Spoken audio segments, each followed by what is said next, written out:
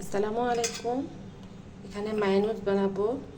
তো মায়োনেজের জন্য আমি রসুন নিয়েছি দুই কোয়া, একটা ডিম, গুঁড়ো দুধ 2 চামচ, 2 টেবিল চামচ, দুই চা চামচ পরিমাণ চিনি, সামান্য পরিমাণ লবণ, আর এখানে তো মরিচের গুঁড়ো দিয়ে দিলাম। আর এখানে দিব আমি অল্প একটু গোলমরিচের গুঁড়ো। তো আমি মায়োনেজ তো আগেও দেখিয়েছি, তাই আর অল্প করেই দিলাম। তা এখন আমি একটু তেল দিব, দিয়ে ব্লেন্ড করব। তো আমি এখন একটু ব্লেন্ড করে নিই এটা মায়োনেজটা। তো আমার মায়োনেজ এই যে রেডি, দেখতেই পাচ্ছেন মায়োনেজটা একদম রেডি হয়ে গিয়েছে। তো আমি কিন্তু সন্ধ্যায় একটা নাস্তা বানাবো। তো নাস্তার জন্য এখানে এই তো আমি কি বলে ওই যে নান রুটি যে হয় সেরকম একটা ডো তৈরি করে রেখেছি। এটা দিয়ে আমি সন্ধ্যায় একটা নাস্তা তৈরি করব। আর লাগবে আমার চিকেন। আর এখানে আমি মায়োনেজটা তৈরি করে ফেললাম। তো মায়োনেজের ঘনত্বটা কিন্তু দেখতেই পাচ্ছেন কতটা ঠিক হয়েছে। এটা এখন আমি রেডি করে রেখে দিব। তো আমি শুধু চিকেনটা এখন ফ্রাই করে নিব। তো আমি এখানে চিকেনটা তো ভেজে নিব। একটু তেল দিয়েছি, পেঁয়াজ, কাঁচামরিচ, আদা, রসুন। এখন আমি একটু লবণ দিয়ে দিব, আর দিব সামান্য একটু মরিচের গুঁড়ো।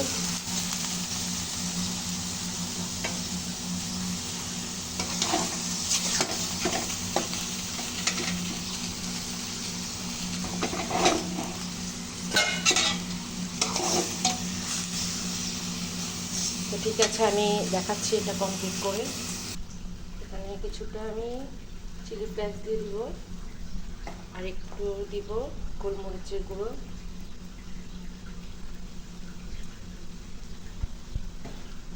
এই আর এখানে লবণ দিয়েছি, টেস্টিং সল্ট দিয়েছি। তো চিকেনটাকে আমি একটু ভালো করে ভেজে নিই, কোনো পানি রাখা যাবে না, একটু শুকনো করে ভেজে নিতে হবে। এটাকে কিন্তু আমি ছোট ছোট টুকরো করে তারপর আমি যেটা বানাবো সেটার মধ্যে দিব মায়োনেজ সহকারে। তো আপনারা দেখেন আমি কিভাবে কি করি। ঠিক আছে, আমি পরে দেখাচ্ছি। পানিটা শুকিয়ে যাক। এটা কিন্তু ফুলে ডাবল হয়ে গিয়েছে। এটার ভিতরে আমি চিকেন পুর আর মায়োনেজটা বানিয়েছি, ওটা দিয়ে আমি সন্ধ্যা নাস্তাটা করব। তো কি থাকছে সন্ধ্যায় সেটাই কিন্তু সিক্রেট। তো দেখা হবে, আমি সন্ধ্যায় নাস্তা নিয়ে চলে আসব। ততক্ষণ পর্যন্ত আপনারা ওয়েট করেন আমার ভিডিওর জন্য। তো ঠিক আছে, পরে আসছি আবার। তো আমি আপনাদের সঙ্গে আরেকটা জিনিস শেয়ার করি। বাইরে দেখেন কি পরিমাণ রোদ উঠেছে। তো আজকে অনেকটাই রোদ, আবার মোটামুটি বাতাসও আছে, তো ভাল লাগছে। আর এখানে আমরা যে এলাকায় থাকি এখানে কিন্তু প্রচুর পরিমাণ স্বর্ণ গালানো হয়, স্বর্ণ, রূপা, মানে তাঁতিবাজার থাকি। তো এটা তো স্বর্ণ এলাকা, প্রচুর পরিমাণ ধোঁয়া। আমার বাসার সব কিছু একদম তছনছ হয়ে যাচ্ছে। এই যে আমার যে ঝাড়বাতিটা দেখেন কি পরিমাণ ময়লা হয়ে গিয়েছে, এটা কালার নষ্ট হয়ে যাচ্ছে এই ধোঁয়ার কারণে, একমাত্র এই গোল্ডের যে ধোঁয়া, এই ধোঁয়ার কারণে। তারপরে এই যে কালার দেখেন চেঞ্জ হয়ে গিয়েছে, কি অবস্থা। আমি তো এতে একটা ফ্যান লাগিয়েছিলাম শখ করে, এটাও আমি ব্যবহার করতে পারিনি। এটাও এই যে জং পড়ে গিয়েছে, এই যে। তো এই হচ্ছে আমি যে এলাকায় থাকি এই এলাকার এই অবস্থা, বুঝছেন। তো স্বর্ণের ধোঁয়াটা প্রচুর পরিমাণ ক্ষতি করছে, যেটা কিনা আমাদের ক্যান্সারও হতে পারে। এটা আমি শুনছি, যারা স্বর্ণ হিন্দু যারা, তারাই বলে যে তাদেরই স্বর্ণের ব্যবসা, তারাই বলে যে স্বর্ণের ধোঁয়াটা নাকি অনেক বেশি ক্ষতি করে। তো কী আর করবো, দেখা যাক ভবিষ্যতে কি হয়। তো এই কিন্তু আমার চিকেনটা রেডি। তো আমি সন্ধ্যায় নাস্তা বানানোর সময় আপনাদেরকে নিয়ে শেয়ার করব, ঠিক আছে। তো ফিরে আসলাম আমি। এই যে এটার মধ্যে একটু তেল ব্রাশ করে নিব। তেলটা ব্রাশ করে নিলে একদম স্মুথলি উঠে আসবে।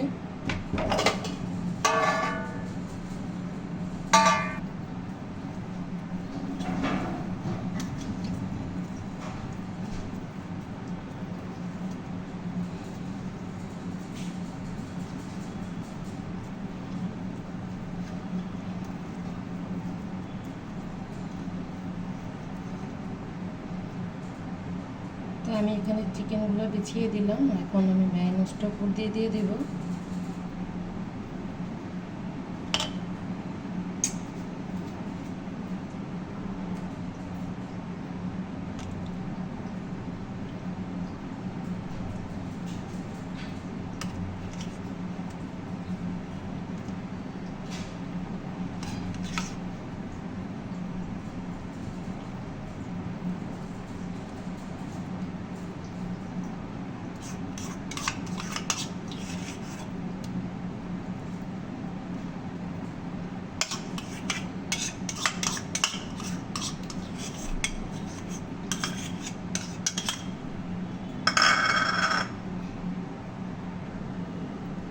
আমার এটা কিন্তু রেডি। এখন আমি একটা রুটি এটা শেপে বানিয়ে দিয়ে দিচ্ছি।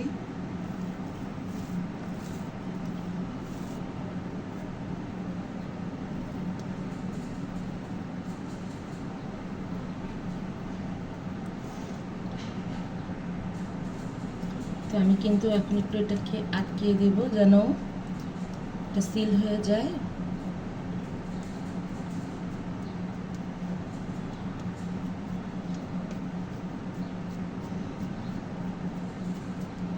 এভাবে একটু চেপে চেপে দিতে হবে যেন জিনিসটা সুন্দরভাবে সিল হয়ে যায়, আর ভিতর থেকে ওইটা যেন পুরটা যেন একদম স্মুথলি বসে থাকে ভিতরে। একটা ডিম নিয়ে নিলাম, একটা ডিমের কুসুম নিয়ে নিলাম, এটা এখন আমি এটার উপর দিয়ে দেব।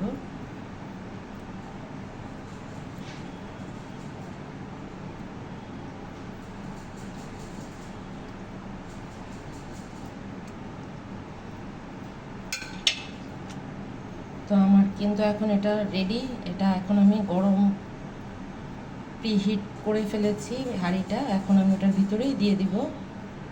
তো আমি কিন্তু এই যে একটা বড় হাঁড়ি এখানে বসিয়ে দিয়েছি, এটা ঢাকনা দিয়ে বড় একটা ঢাকনা দিয়ে ঢেকে এটা বসিয়ে এরকম আঁচে দিয়ে রেখেছি। এটা গরম হয়ে গিয়েছে, এই যে অবস্থা।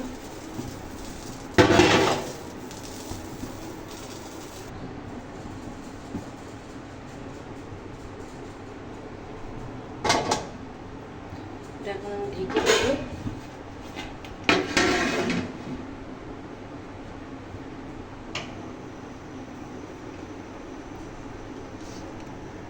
এখন আমি আঁচটা এটার বাড়িয়ে দিলাম 5 মিনিটের মতো। এটা ফুল আঁচে থাকবে, তারপর আমি এটাকে আঁচটাকে কমিয়ে দিব। তো এই তো ঢেকে দিলাম।